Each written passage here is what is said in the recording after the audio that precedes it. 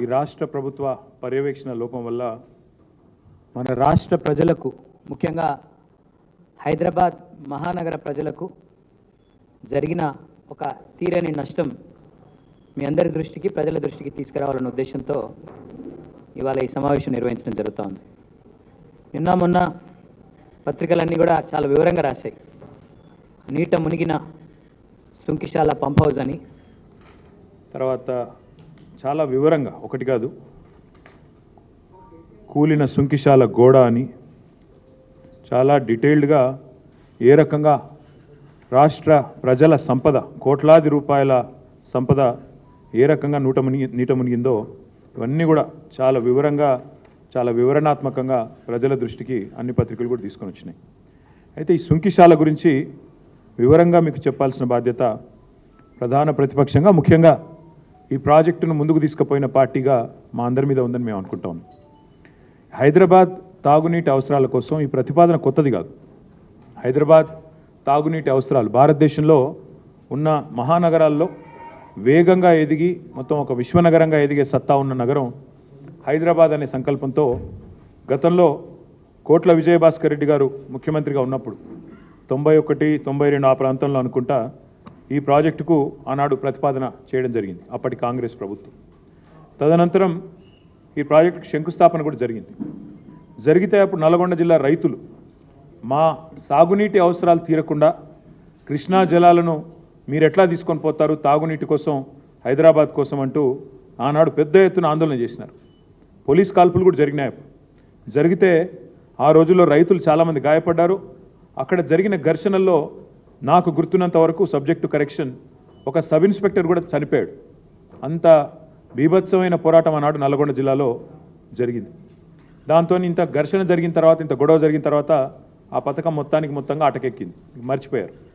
తర్వాత మళ్ళీ చంద్రబాబు నాయుడు గారు ముఖ్యమంత్రిగా ఉన్నప్పుడు ఏఎంఆర్పి అనే ప్రాజెక్టును పూర్తి చేశారు.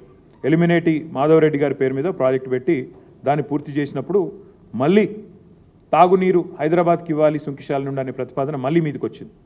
అంటే ఒకవైపు రైతులకు సాగునీరు ఇస్తూనే మరొక వైపు హైదరాబాద్కు తాగునీరు ఇవ్వాలి అనే ఆలోచనతో ఆనాడు రైతులను ఒప్పించి మరి 2001-3 ప్రాంతంలో చంద్రబాబు నాయుడు గారి ప్రభుత్వం మొదటి దశగా 90 మిలియన్ గ్యాలన్ల మంచినీళ్ళను హైదరాబాద్కు 90 MGD తరలించే విధంగా ఆనాడు పథకాన్ని మొదటి దశ పూర్తి చేయడం జరిగింది.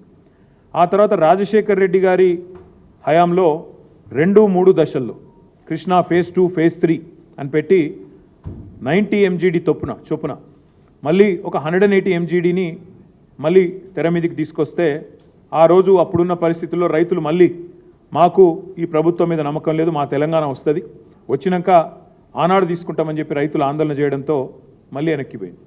ఆ తర్వాత హైదరాబాద్ మహానగరం విస్తరిస్తూనే ఉంది గత దశాబ్దాలుగా. ముఖ్యంగా గత దశాబ్దంలో అయితే బ్రహ్మాండంగా విస్తరించింది.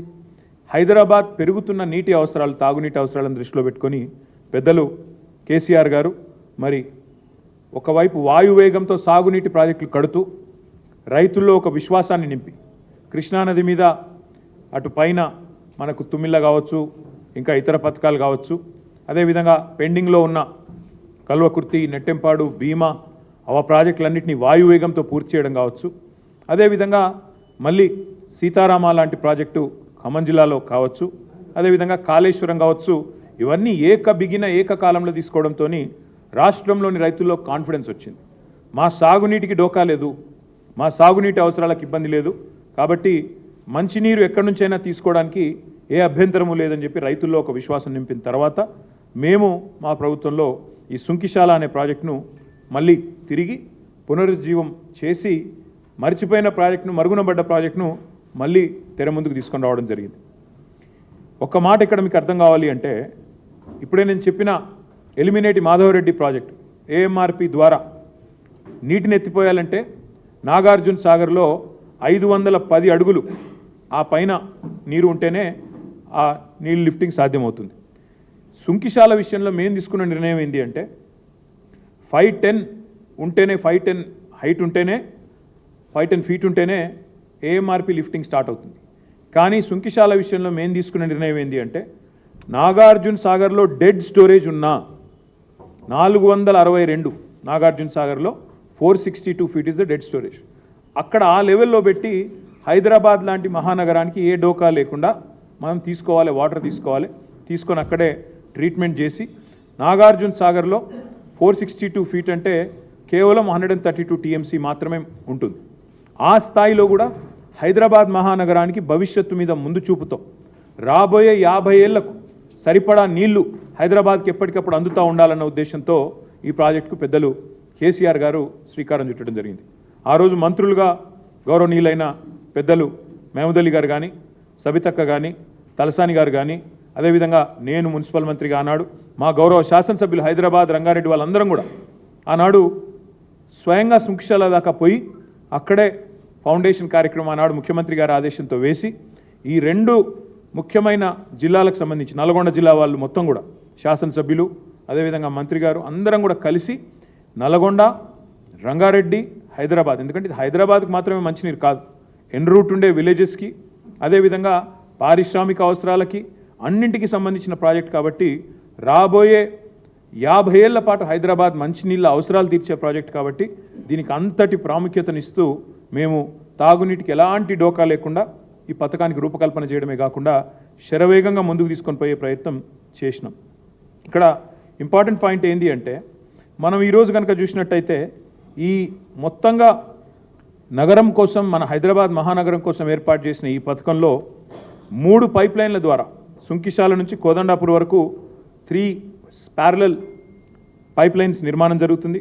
అక్కడ నుంచి మరి ఎత్తిపోసి, ఎందుకంటే కింది నుంచి లిఫ్టింగ్ కాబట్టి ఎత్తిపోసి అల్టిమేట్గా రా వాటర్ తీసుకొచ్చి కోదండాపూర్ అక్కడ దాకా నసర్లపల్లి, గున్గల్, సాహెబ్ నగర్ అక్కడంతా ట్రీట్మెంట్ ప్లాంట్స్ కట్టిన తర్వాత అక్కడ నుంచి హైదరాబాద్కి పంపు చేస్తూ ఉంటాం. అంటే హైదరాబాద్ ఇది ఎలాంటి ప్రాజెక్ట్ అంటే కృష్ణా నదికి ఒక 3-4 ఏండ్లు వరద రాకపోయినా మనం డెడ్ స్టోరేజ్ నుంచి కూడా నీళ్లు తీసుకునే విధంగా హైదరాబాద్ మహానగరానికి ముఖ్యంగా ఇక్కడ ప్రజల తాగునీటి అవసరాలకు డోకా లేకుండా అక్కడి నుంచి నీళ్ళు తెచ్చాం. ఆనాడు కేసీఆర్ గారి విజన్ ఏంటంటే కృష్ణా నీళ్లు తేవాలి, ఇటు ఎల్లంపల్లి నుంచి గోదావరి నీళ్ళు తేవాలి, తదనంతరం మల్లన్న సాగర్ నుంచి తీసుకొని ఓఆర్ఆర్ చుట్టూ ఒక రింగ్ మెయిన్ నిర్మాణం చేసి కృష్ణా నీళ్ళ గోదావరి నీళ్ళ అని కాదు, ఒక సీజన్లో గోదావరి పరివాహక ప్రాంతంలో వర్షాలు పడవచ్చు, ఇంకో సీజన్లో కృష్ణలో పడవచ్చు, 2-3 ఏళ్ళు పడకపోవచ్చు ఒక సైడ్, అయినప్పటికీ నీళ్లు ఎక్కడ దొరికినా మొత్తం రింగ్ మెయిన్ అంటూ కంప్లీట్ చేసి రింగ్ రోడ్ చుట్టూ దాని నుంచి మొత్తం మహానగరానికి సరిపడా నీళ్ళు ఇవ్వాలనే ఉద్దేశంతో రింగ్ మెయిన్ ప్రాజెక్టుకు కూడా ఆనాడే శ్రీకారం చుట్టడం జరిగింది. అందులో మేము పాక్షికంగా దాదాపు 42 కిలోమీటర్ల రింగ్ మెయిన్ కూడా మేము పూర్తి చేయడం జరిగింది. కాబట్టి ఈ ప్రభుత్వానికి, ఇప్పుడున్న ఈ ప్రభుత్వానికి, కాంగ్రెస్ ప్రభుత్వానికి ఈ విషయాలు ఏం తెలియదు. వాళ్ళు ఈరోజు మీరు దేశం మొత్తం చూస్తే కూడా ఢిల్లీ కానీ, బాంబే కానీ, బెంగళూరు కానీ, చెన్నై కానీ అంతటా కూడా మీకు వాటర్ ట్యాంకర్ల మీద పోరాటాలు, వాటి కోసం నీళ్ళ కోసం ప్రజలు అల్లాడిపోవడం ఇవన్నీ దేశంలోని ప్రతి నగరంలో కనబడతాయి. అది మన హైదరాబాద్లో, ఢిల్లీలో భయంకరమైన పోరాటం. సరిగ్గా దేశ రాజధాని నరేంద్ర మోడీ గారు ఎక్కడైతే కొలువు తీరున్నారో అక్కడే ఇవాళ నీటి కోసం యుద్ధాలు కూడా మనం చూస్తూ ఉన్నాం. కానీ హైదరాబాద్లో మాత్రం కేసీఆర్ గారి ముందు చూపు, గతంలో పనిచేసిన రాజశేఖర రెడ్డి గారు, చంద్రబాబు నాయుడు గారు వారు కూడా ప్రయత్నం చేశారు, నేను చేయలేదన్నాను. వారి ప్రయత్నాలు తర్వాత మా ప్రభుత్వం వచ్చిన తర్వాత వేగవంతం చేయడంతో ఇవాళ హైదరాబాద్కి ఆ అవస్థ లేదు. ఎందుకు తీసుకున్నాం సుంకిశాల, ఎందుకు తీసుకున్నాం మళ్ళీ అంటే కేవలం ఒకే కారణం, 50 ఏళ్ల వరకు హైదరాబాద్ తాగునీటి అవసరాలకు ఇబ్బంది కాకూడదు. హైదరాబాద్ విశ్వనగరంగా ఎదగాలనే గౌరవ పెద్దలు కేసీఆర్ గారు ఆలోచన ఎట్లయితుందో దానికి అనుగుణంగా ఈ ప్రాజెక్ట్ చేపట్టిన తర్వాత 2250 కోట్ల రూపాయల మరి అనుమతులు ఇచ్చి చాలా వేగంగా మేము ప్రాజెక్ట్ పనులు టేకాఫ్ చేసినాం. ఏ పని చేసినా కేసీఆర్ ప్రభుత్వంలో డెఫినెట్గా చాలా వేగంగా చేశాం. నిన్నగాక మొన్న బట్టి విక్రమార్క గారు గొప్పలు చెప్పుకున్నారు, సీతారామ ప్రాజెక్టు గురించి ఏదో డబ్బా కొట్టారు. ఆ సీతారామ ప్రాజెక్టు ప్రారంభించింది, పూర్తి చేసింది కూడా కేసీఆర్ ప్రభుత్వమే. సరే ఇవాళ వీళ్ళు పోయి రిబ్బన్ కట్ చేయొచ్చు, నెత్తి మీద నీళ్లు చల్లుకొని యాక్టింగ్లు చేయొచ్చు, కానీ వాస్తవం ఏంటి అంటే ఖమ్మం జిల్లాకి, ఏ ఖమ్మం జిల్లా నుంచి అయితే ఇవాళ బట్టి గారు ఉన్నారో ఆ ఖమ్మం జిల్లాకు సంబంధించిన సీతారామ ప్రాజెక్టు 10 లక్షల ఎకరాలకు నీళ్ళు ఇచ్చే ప్రాజెక్టును ప్రారంభించింది, పూర్తి చేసింది కూడా కేసీఆర్ గారి ప్రభుత్వమే. కోడ్ రావడం వల్ల మేము ప్రారంభించలేకపోయినాం. మీరు రేపు ఎల్లుండో నెత్తి మీద నీళ్ళు చల్లుకొని మీరు యాక్టింగ్ చేయొచ్చు, పరవశించినట్టు నటించవచ్చు, తుమ్మల గారు మట్టిని ముద్దాడొచ్చు, కానీ వాస్తవాలు వాస్తవాలే, ప్రజలకి విషయాలన్నీ కూడా తెలుసు. ఇది ఎందుకు చెప్తా ఉన్నానంటే సీతారామ కానీ, కాళేశ్వరం కానీ, పాలమూరు ఎత్తిపోతల పథకం కానీ, కల్వకుర్తి నెట్టెంపాడు భీమా పెండింగ్లో ఉన్న ప్రాజెక్టులు కానీ వీటన్నిటిని వాయువేగంతో తీసుకొని పోయినట్టే సుంకిశాలను కూడా వేగంగా నిర్మాణం చేశాం. టన్నల్స్ పూర్తి చేసినాం. 82 మీటర్ల లోతులో పంప్ హౌస్ నిర్మాణం కూడా చేపట్టాం. విద్యుత్ పనులు కూడా చాలా వేగంగా జరిగింది. మోటార్ ఫిట్టింగ్ పనులు జరుగుతూ ఉండే, మా ప్రభుత్వం దిగిపోయిన నాడు మోటార్ ఫిట్టింగ్ పనులు జరుగుతూ ఉండే. కేవలం పోయిన సమ్మర్ అంటే మొన్న మార్చ్ ఏప్రిల్ నాటికే మా ఎజెండా ఏముండే అంటే మళ్ళీ మా గవర్నమెంట్ వచ్చిన తర్వాత మార్చ్ ఏప్రిల్ నాటికి అంటే ఎండాకాలం నాటికి హైదరాబాద్కి ఈ పనులన్నీ పూర్తి చేసి అందించాలన్న ఉద్దేశంతో చాలా వేగంగా 2024 సమ్మర్ కల్లా పూర్తి చేయాలనే లక్ష్యంతో ముందుకు పోయినాం. సరే, మా ప్రభుత్వం డిసెంబర్లో దిగిపోయింది. ఇక దిగిపోయిన తర్వాత గత డిసెంబర్ నుంచి మొన్నటి దాకా దాదాపు ఒక 2 నెలల దాకా పనులు మొత్తం ఎక్కడికక్కడ స్తంభించిపోయినాయి. మున్సిపల్ డిపార్ట్మెంట్లో పాలన పడకేసింది, పర్యవేక్షణ కొరవడింది. వారు కనీసం ఎన్నడూ కూడా ఈ విషయాన్ని ఈ ప్రాజెక్టును సమీక్షించిన పరిస్థితి కూడా లేదు. ముఖ్యంగా ఏ ఎండాకాలంలో అయితే హైదరాబాద్ ప్రజలకు తాగునీటి ఇబ్బంది ఉండకూడదు అనుకున్నామో, ఏ ఉద్దేశంతోనైతే వేగంగా పూర్తి చేయాలనుకున్నామో ఆ ఉద్దేశమే వీళ్ళు మర్చిపోయారు. ఆనాడు మా ప్రభుత్వం ఉన్నప్పుడు వేగంగా చేసినాం, వీళ్ళు లేటుగా మేల్కొన్నారు. మొన్న ఒక 2-3 నెలల కింద మేల్కొని హైదరాబాద్లో మన తాగునీటి కోసం బాగా గోసైంది. ఎండాకాలంలో ట్యాంకర్లు వచ్చినాయి, మళ్ళీ ట్యాంకర్లు బుక్ చేసుకోమని స్వయంగా ముఖ్యమంత్రి గారు 2000 రూపాయలకే ట్యాంకర్ అందిస్తామని బంపర్ ఆఫర్ ఇవ్వడం, ఇవన్నీ చూసిన తర్వాత బాగా విమర్శలు వచ్చినాయి ప్రభుత్వం మీద. అరే, ట్యాంకర్లు అమ్ముతారా? కేసీఆర్ గారు ఉచితంగా 20,000 లీటర్లు నీళ్ళు ఇస్తున్నాడు హైదరాబాద్లో, మీరు 2000 రూపాయలకు ఒక ట్యాంకర్ అని చెప్పడం ముఖ్యమంత్రి గారు ఏమాత్రం భావ్యం అని చెప్పి పోయిన అసెంబ్లీ సమావేశాల్లోనూ ఆనాడు ముఖ్యమంత్రికి మాట్లాడిన మాటల మీద చాలా వ్యతిరేకత, ప్రజల నుంచి చాలా విమర్శలు వచ్చినాయి. వచ్చినాక అప్పుడు మొద్దు నిద్ర నుంచి వీళ్ళు మేల్కొన్నారు. మేల్కొని ఆగమాగం వర్షాకాలంలో హడావుడి చేయడం మొదలుపెట్టారు. పెట్టి అందులో భాగంగానే లాస్ట్ 2-3 మంత్స్లో ఇక జలమండలి అధికారుల మీద ఒత్తిడి తెచ్చి దన్న కట్టండి, మీరు ఫాస్ట్గా కట్టండి.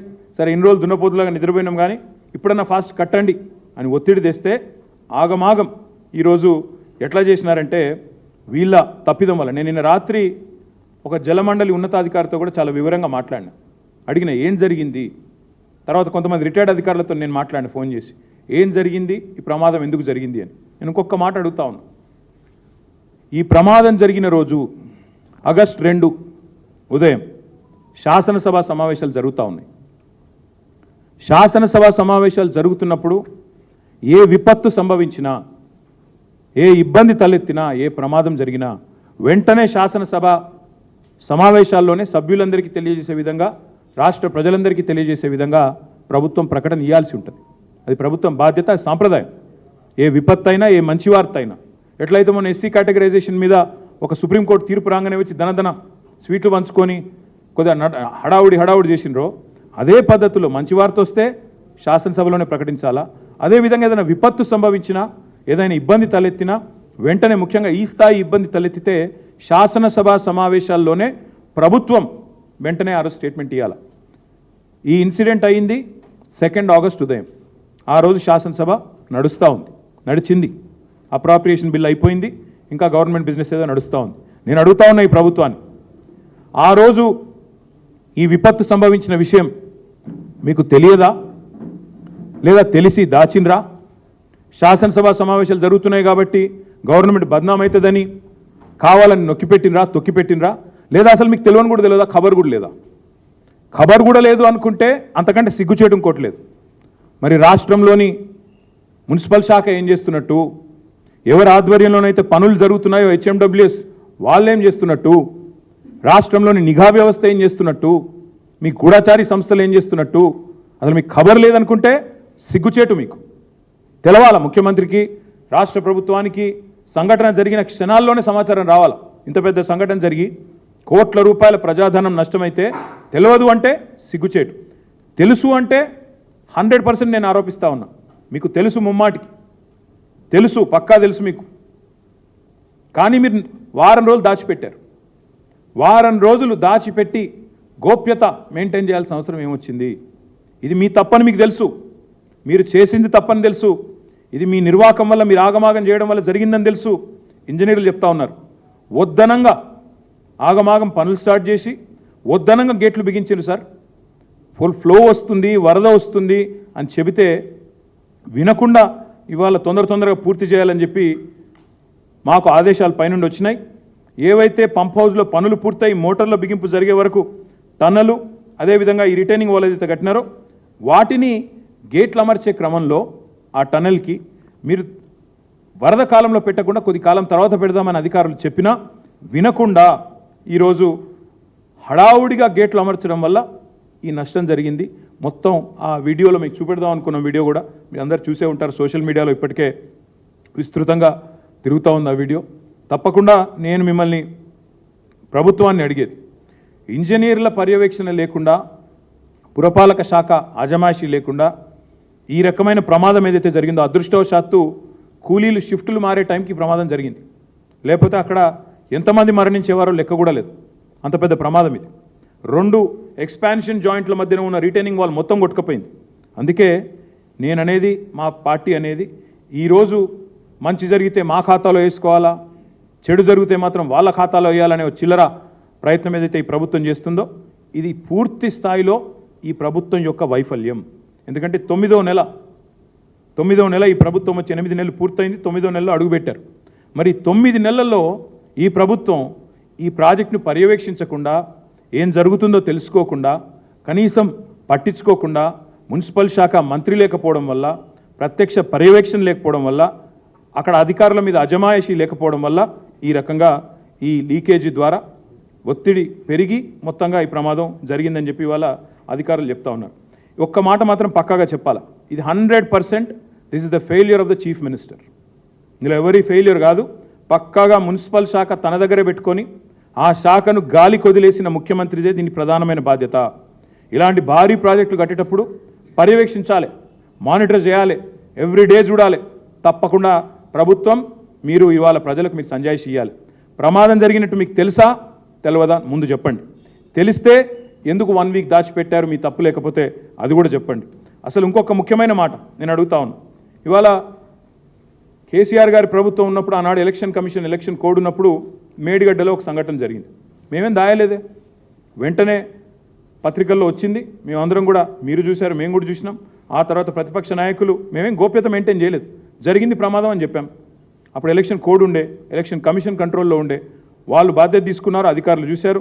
వెంటనే ఏజెన్సీ కూడా స్పందించింది, ఎల్ఎన్టీ ముందుకొచ్చింది. అధికారికంగా అదే రోజు రాత్రి ఘటన జరిగిన కొన్ని గంటల్లోనే ఎల్ఎన్టీ స్టేట్మెంట్ ఇచ్చింది. ఏమని, మొత్తం నష్టం జరిగింది, మళ్ళీ మేమే లోపాలు సరిదిద్దుతాం, ప్రజల మీద భారం పడకుండా మళ్ళీ దాన్ని రెక్టిఫై చేస్తామని కూడా చెప్పారు. మాకు చిత్తశుద్ధి ఉంది కాబట్టి, మాకు దాచాల్సిన అవసరం లేదు కాబట్టి, సీక్రెసీ మెయింటైన్ చేయాల్సిన అవసరం లేదు కాబట్టి మేము ఆనాడు ప్రభుత్వంలో ఉండి కూడా అలాంటి ప్రమాదం జరిగినప్పుడు ముందుకొచ్చి చెప్పాం. గంటల్లోనే వివరాలు బయటకు వచ్చినాయి. కానీ ఈరోజు ఈ ప్రభుత్వం మరి ఎందుకు సుంకిశాల ఘటనను బయటికి రాకుండా వారం రోజులు తొక్కిపెట్టింది, ఈ విషయం బయటికి చెప్పాలి. ముఖ్యమంత్రి హైదరాబాద్లో ఉన్నాడు ఈ ఘటన జరిగినప్పుడు. He was in Hyderabad, he was in Telangana. కానీ ఘటన జరిగిన తర్వాత కూడా 24 గంటల తర్వాత ముఖ్యమంత్రి గారు బలాదూర్ అని చెప్పి ఆయనతో అమెరికా విమానం ఎక్కి వెళ్ళిపోయాడు. అంటే కనీసం పర్యవేక్షణ లేదు, రిపోర్టు లేదు, చూసింది లేదు. పోనీ అక్కడ ఘటనా స్థలానికి పోవడం కాదు, ఇక్కడన్నా కనీసం రివ్యూ చేశారా, కనీసం ప్రజల దృష్టికి తెచ్చారా? ఇదేనా ఒక ప్రభుత్వం వ్యవహరించాల్సిన తీరు? అందుకే మేము డిమాండ్ చేసేది, మరి మీకు చిత్తశుద్ధి ఉంటే ఈ ప్రభుత్వానికి, ఏ ఏజెన్సీ అయితే ఈ పనులు చేస్తూ ఉందో, ఏ ఏజెన్సీ అయితే ఈ పనులు చేస్తుందో వెంటనే ఆ ఏజెన్సీని బ్లాక్ లిస్ట్లో పెట్టండి. మీకు చిత్తశుద్ధి ఉంటే ఈ ప్రభుత్వానికి, వీఆర్ డిమాండింగ్, వెంటనే బ్లాక్ లిస్ట్లో పెట్టండి. వాళ్ళు మళ్ళీ ఒక వర్క్ కూడా ఈ రాష్ట్రంలో చేయడానికి వీలు లేకుండా ఏ డిపార్ట్మెంట్ అయినా, ఇంజనీరింగ్ డిపార్ట్మెంట్ కఠినమైన చర్యలు తీసుకోవాలని చెప్పి మేము డిమాండ్ చేస్తూ ఉన్నాం. ఇవాళ ఉప ముఖ్యమంత్రి గారు ఏదో పోతున్నారు సైట్కి అని చెప్పారు. నేను ఉప ముఖ్యమంత్రి గారిని డిమాండ్ చేస్తూ ఉన్నా, ఎంతసేపు వేరే వాళ్ళ మీద నిందలు మోపి తప్పించుకుంటామంటే కుదరదు. మీ ప్రభుత్వానికి చిత్తశుద్ధి ఉంటే 9 నెలలు ఈ ప్రాజెక్ట్ని ఎందుకు పక్కకు వారేసినరు, ఎందుకు ప్రమాదం జరిగితే వారం రోజులు దాచిపెట్టినరు, ఎందుకు సోషల్ మీడియా ద్వారా బయటకు వచ్చిన తర్వాత ఎందుకు మీ ప్రభుత్వం ఇవాళ దిద్దుబాటు చర్యల్లో భాగంగా కేసీఆర్ ప్రభుత్వం మీద నిందలేస్తున్నదో చెప్పాలి. నిజంగానే ముఖ్యమంత్రికి నా తెలియకపోతే అది కూడా చెప్తా ఉన్నాను. నిజంగానే ముఖ్యమంత్రికి తెలియదు ఈరోజు వరకు అనుకుంటే, నిన్నటిదాకా సోషల్ మీడియాలో వచ్చేదాకా అనుకుంటే, మరి ఈయనకు పరిపాలన మీద పట్టుందా? ఆయన డిపార్ట్మెంట్లో తాను పరిపాలిస్తున్న రాష్ట్రంలో ఇంత పెద్ద సంఘటన జరిగితే ముఖ్యమంత్రికి తెలియదు అని కనుక ఉప ముఖ్యమంత్రి చెప్తే అంతకంటే సిగ్గుచేటు ఉంటుందా? ఆలోచించండి. ఒకవేళ తెలిస్తే తెలిసి కూడా 24 గంటలు సమీక్ష చేయకుండా పట్టించుకోకుండా ముఖ్యమంత్రి విమానం ఎక్కి వెళ్ళిపోయిందంటే అంతకంటే బాధ్యతారాహిత్యం ఉంటుందని నేను అడుగుతా ఉన్నాను. ఈ ప్రాజెక్టు పనుల్లో పర్యవేక్షణ వైఫల్యం, జవాబుదారితనం లేకపోవడం, మళ్ళీ మీదికెళ్ళి మా మీద దాడి, చిల్లర విమర్శలు, లేకి మాటలు. ఈ ఎట్లుందంటే వీళ్ళ కథ మంచి జరుగుతూనేమో వాళ్ళ ఖాతాలకు.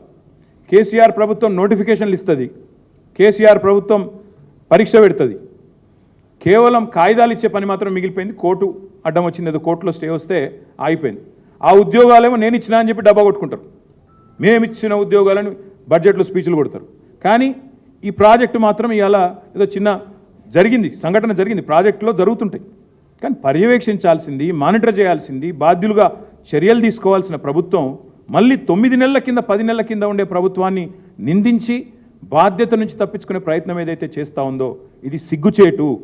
ఉప ముఖ్యమంత్రి గారు కూడా నేను డిమాండ్ చేస్తూ ఉన్నా, మీరు వెంటనే చర్య తీసుకోండి. మీకు చిత్తశుద్ధి ఉంటే మళ్ళీ అడుగుతా ఉన్నా, ఏ ఏజెన్సీ అయితే ఈ పనులు చేస్తుందో వెంటనే ఈరోజే ఉప ముఖ్యమంత్రి గారు మీరు ప్రకటించండి సుంకిశాలలో ఈ ఏజెన్సీని బ్లాక్ లిస్ట్ చేస్తున్నాం. ఇంకో డిపార్ట్మెంటల్ ఎంక్వైరీ అన్నారు, నో. కాళేశ్వరంలో జరిగితే, మేడిగడ్డ జరిగితే ఎన్డీఎస్ఏ వస్తుంది, ఆగమేఘాల మీద కేంద్ర సంస్థలన్నీ ఉరికొస్తాయి. మరి ఇక్కడ ఎందుకు రావట్లేదండి? ఇది కాంగ్రెసు పైన ఉన్న వాళ్ళు, ఢిల్లీలో ఉండే బీజేపీ ప్రభుత్వం కుమ్మక్కని మేము అనుకోవడానికి వీల్లేదా? మేడిగడ్డలో మాత్రం ఆగమేఘాల మీద 24 గంటల్లో ఎన్డీఎస్ఏ వస్తుంది, 48 గంటల్లో రిపోర్ట్ వస్తుంది. ఆగమాగం ఏదో జరిగిపోయింది, ఏమో అయిపోయింది అని వాళ్ళు వీళ్ళు కూడబలుక్కొని మాట్లాడతారు. ఇవాళ ఎందుకంటే ఒక్క బీజేపీ నాయకుడు మాట్లాడతలేడు? ఎందుకు ఒక్క కేంద్ర సంస్థ ముందుకు వస్తలేదు ఎంక్వైరీకి? తప్పకుండా ఇది ప్రజలు ఆలోచించాలి. కాబట్టి నేను రాష్ట్ర ప్రజలకు కూడా చేసే విజ్ఞప్తి, ఇందులో పారదర్శకంగా నిజాలు బయటికి రావాలి అంటే ఒక జ్యుడిషియల్ ఎంక్వైరీ వేయండి. సిట్టింగ్ జడ్జితోనే వేయండి, లేదా రిటైర్డ్ జడ్జితోనే వేయండి. ఎవరి తప్పేందో అప్పటిదాకా ఆ సంస్థను బ్లాక్ లిస్ట్లో పెట్టండి. ఏ సంస్థ అయితే నిర్మాణ పనులు చేస్తుందో మీకు చిత్తశుద్ధి ఉంటే ఉప ముఖ్యమంత్రి గారు ఈరోజు సంఘటనా స్థలంలోనే ప్రకటించాలని నేను డిమాండ్ చేస్తా ఉన్నా. బాధ్యులను సస్పెండ్ చేయండి. ముఖ్యమంత్రి ఎవరైతే ఇవాళ పురపాలక శాఖ నిర్వహిస్తున్నాడో మరి ఆయన చాతగాంతనం, ఆయన అసమర్థత, ఆయన ఫెయిల్యూర్ మొత్తం ప్రజలకు కొట్టొచ్చినట్టు కనబడతా ఉంది. ముఖ్యమంత్రి గారు కూడా బాధ్యత తీసుకోవాలా, తప్పకుండా ముందుకు వచ్చి వారు కూడా వెంటనే స్పందించాలని చెప్పి కూడా నేను డిమాండ్ చేస్తూ, ఈ విషయంలో బీఆర్ఎస్ మీద నిందలేసి తప్పించుకునే ప్రయత్నం చేస్తే బట్టగాల్చి మీదేసి తప్పించుకుంటామంటే కుదరదు. ప్రజలకు అన్ని విషయాలు తెలుసు అనే మాట కూడా నేను వారికి విజ్ఞప్తి చేస్తాను.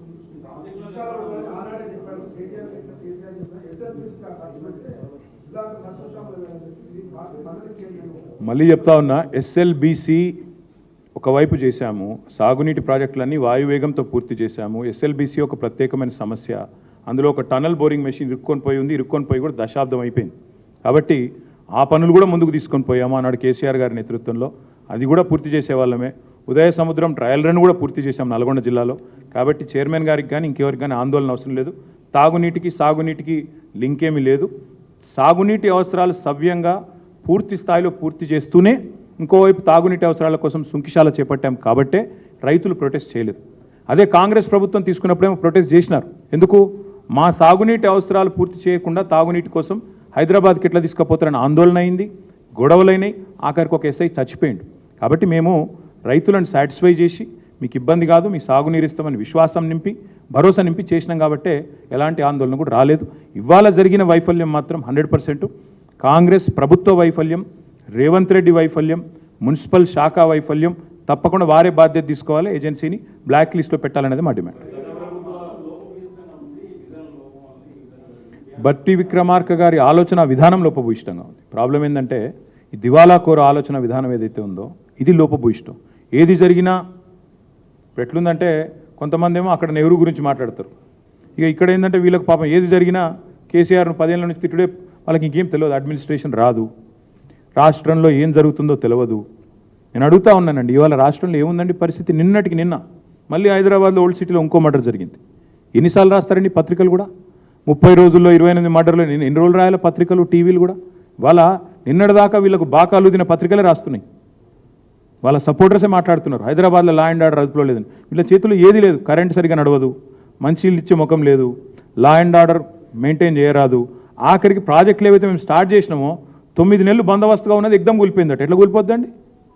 అందుకే నేను అనేది వీళ్ళకి ఏది నిర్వహణ రాదు, వీళ్ళ ఆలోచన విధానమే లోపభూయిష్టంగా ఉంది. దివాలాకోరు విధానాలు తప్ప ఒక్కటంటే ఒక్కటి ఇప్పటివరకు మంచిగా చేసిన పని చెప్పండి, వేరే వాళ్ళు ఇచ్చిన ఉద్యోగాలు మేము ఇచ్చినా అని చెప్పుకోవడం, పేర్లు మార్చుడు, ఇదే నా మార్పు అంటే. కాబట్టి బట్టి విక్రమార్క గారు తన ఆలోచన సవరించుకోవాలి, తన ఆలోచన విధానాన్ని మార్చుకోవాలని మేము కోరుతాం. ఇవ్వాలనే ప్రభుత్వం నుంచి ఎవరో పెద్దలు పోతున్నారని మాకు తెలియవచ్చింది. తప్పకుండా మేము కూడా విజిట్ చేస్తాం, మా పార్టీ బృందం కూడా పోతుంది. మేము కూడా పోయి అక్కడ ఏం జరిగిందో తెలుసుకుంటాం, రిటైర్డ్ ఇంజనీర్లను కూడా తీసుకొని పోతాం. మొత్తం విషయం అంతా కూడా మిమ్మల్ని కూడా మీరు వస్తే మీరు కూడా తీసుకొని పోతాం. అక్కడ మొత్తం విషయం అంతా కూడా వివరంగా మీకు చెప్తాం. బ్యాన్ కాదు, బ్లాక్ లిస్ట్.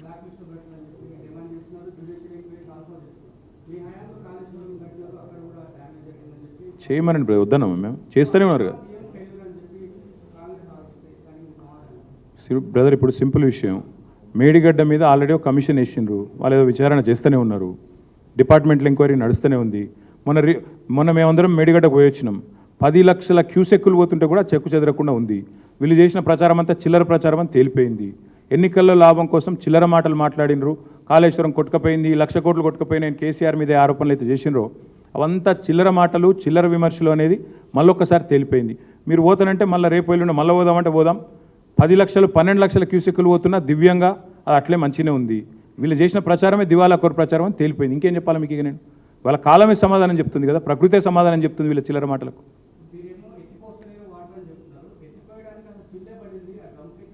సరే అది వేరే సబ్జెక్టు, నీకు చెప్పాలంటే ఇంకో గంట పడుతుంది, అనవసరంగా నువ్వు కన్ఫ్యూజ్ అవుతావు. కానీ మొన్ననే చెప్పినా మళ్ళీ చెప్పాలంటే టైం పడుతుంది. విషయం ఏంటంటే వీళ్ళకు విషయం లేదు, సరుకు లేదు, సబ్జెక్టు లేదు, బబ్రాజమానం భజగోవిందం. ఎవరో ఏదో ఇష్టం వచ్చినాడు, ఆ మంత్రి ఒకటి మాట్లాడతాడు, ఈ మంత్రి ఒకటి మాట్లాడతాడు. అది బ్యారేజ్ అంటే గేట్లు ఎత్తే ఉంటాయి తమ్మి.